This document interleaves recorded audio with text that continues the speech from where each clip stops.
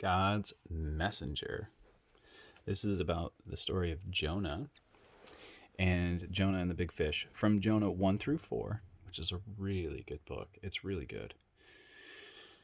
And Hebrews 1, 1 and 2, which I'm currently reading. I love the book of Hebrews. It's a good book.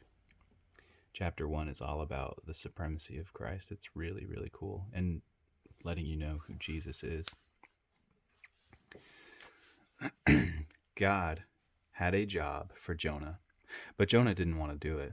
Go to Nineveh, God said, and tell your worst enemies that I love them. No, said Jonah. Those are bad people doing bad things. Exactly, God said.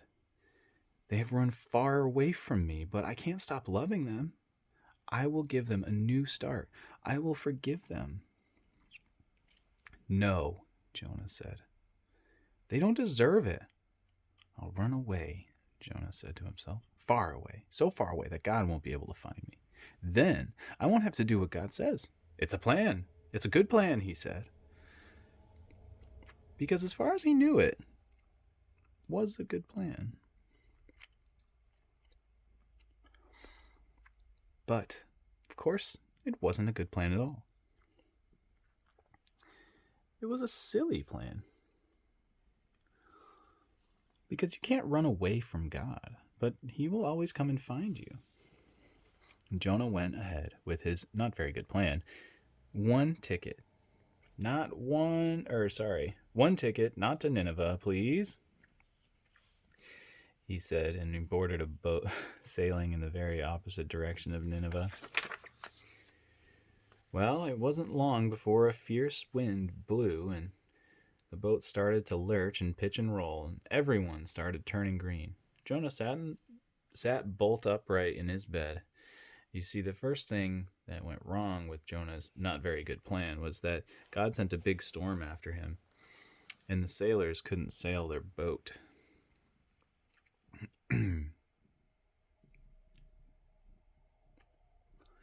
We're sinking, they screamed, and started throwing everything overboard.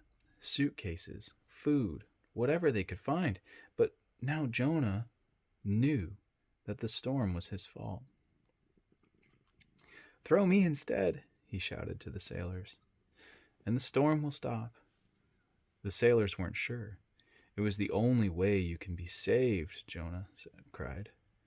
And so, 1, 2, 3, splash!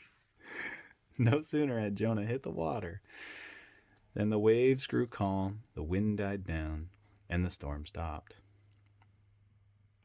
Just then, when Jonah thought it was all over, when he was sure he was going to drown, God sent a big fish to rescue him.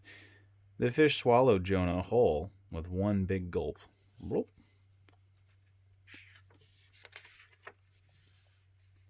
Jonah must have thought he died. It was so dark in there, like a tomb.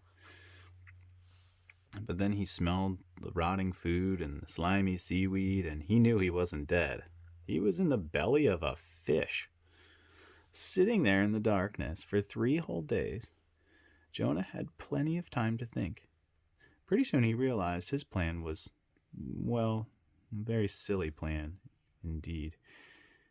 He was sorry for running away, and he prayed to God from inside the great fish and asked God to forgive him. After 3 days, the fish spat Jonah safely out onto a sandy beach. Bloop! Just then, Jonah heard someone calling his name. Go to Nineveh, God said. And this time, Jonah said, yes. He went straight to Nineveh and told everyone God's wonderful message.